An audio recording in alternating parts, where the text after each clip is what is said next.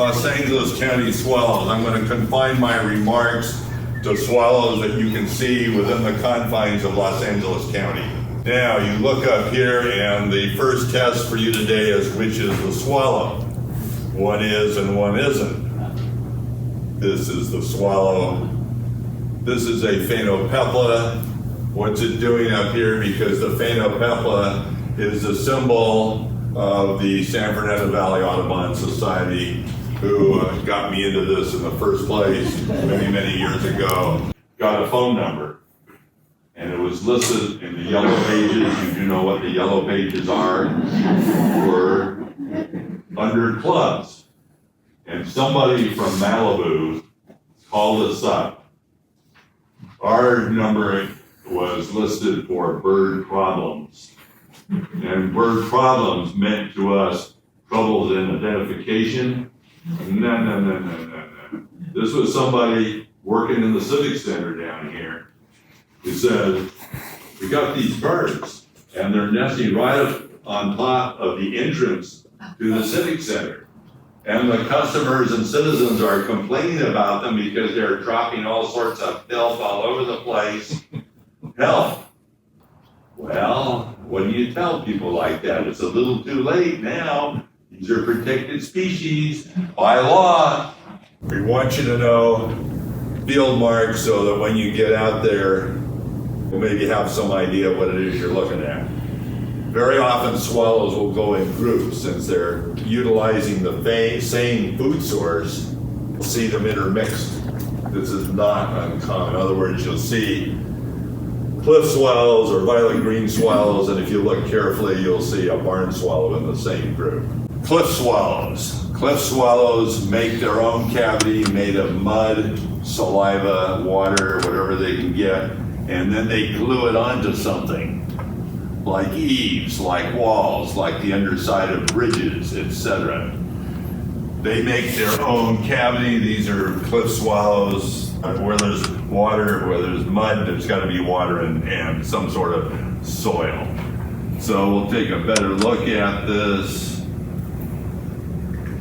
Yeah. Okay. Good pictures up close of cliff swallows. Looking for nesting material. The characteristics of the cliff swallow, and we'll point this out again. Notice the headlight. So-called headlight, the white patch on the forehead. That's a key thing. Other swallows don't have this. And notice the dirty rump patch. I call it dirty, actually it's orange, and it's probably quite clean. But if you see, there are two swallows with rump patches. If it's orange, or what I would call dirty, cliff swallow. If it's white, violet green swallow. And this is a way you identify them in flight, because these are the things that stand out that you can see. Okay. That's what they do with the mud. Notice this is a colony. They're grouped together. They're making their own cavity. They're sticking it on something man-made.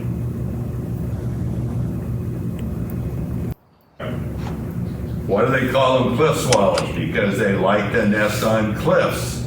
And before humans came along to provide all these wonderful opportunities, all these wonderful cliffs, they use real cliffs. These are cliff swallows using a cliff. Oh my, how did we get it?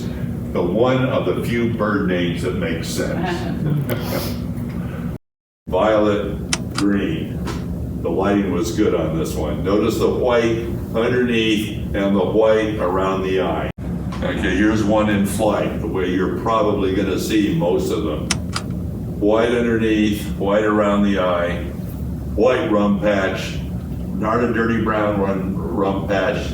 If it's dirty brown or orange or whatever you want to call it, cliff swallow. Found over wide parts of the United States. Many of them migrate down to Mexico, Central America, and you'll notice that this wintry habitat and the summer habitat just about come together, guess where? Southern California. Yeah. Okay, rough-winged swallow. Kind of a plain swallow, no great contrast between black and on the back or white underneath. You don't have to worry about rump patches. It's just kind of plain, and they can be common just about throughout the year. The bank swallow. This is one of these swallows like the purple martin, which passes through the area, and it's going through the area right now. In the spring and in the fall. It's our smallest sparrow, and the identifying mark is that it has a band across the chest with the star of the show right now. See the band across here. Where do bank swallows nest? In banks. No, not the kind with money. And you will see swallows lined up on a wire on a fence. And if you look, scan them with your binoculars, you may see 2 or 3 or 4 species intermixed, just sitting on the same fence. We're actually covering a little bit of a second family of birds, so you only have 248 left to go. White-throated swift, violet green swallow. This bird can perch. This bird clings. Black swift comes through LA County, coming through now, and some of them will remain around throughout the summer. These birds come from the Amazon into our area, and they will nest here. They nest under waterfalls. Yes. Think of where in California you have waterfalls, and that's where you look for black swifts. So they do nest up in Angeles Forest on some of the permanent streams which come out under waterfalls. Remember, a waterfall isn't necessarily just water flowing over rock, but as it comes over, there may be a cavity underneath and a ledge, and that's where the black swifts will hang out. Left on a nest. These birds don't fly quite all the time. They can't. Or they can't reproduce. The young won't hatch. All right, tree swallow. Tiny beak, typical of swallows. Look at the long, pointy flight feathers here. This is the primary flight feather. Bunch of cavity nesters. The tree swallow, people build nest boxes for them, which is fine. Maybe these nest boxes are intended for bluebirds, but the swallows will use them gladly.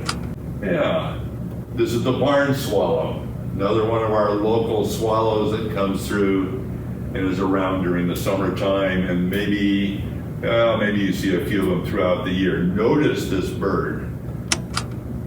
Notice the long forked tail. You see a swallow going with a long tail, and it's forked. That's a barn swallow. Barn swallows are found all over the world. And guess why it's called a barn swallow? Because it likes to nest in barns or structures. It's put its nest quite up close to the ceiling as it can get. And this is typical, utilizing what's available. The swallows and swallow-like birds are one of 250 families of birds. So, after we're through with swallows, that leaves a whole bunch of topics for future lectures and talks, okay? And so why me? I guess I didn't say no emphatically enough when the topic was mentioned. My background is not in academic ornithology, but rather as a middle school science teacher. Yes. 8th graders, which I did for nearly 40 years. All right, birding I do for fun. Yeah.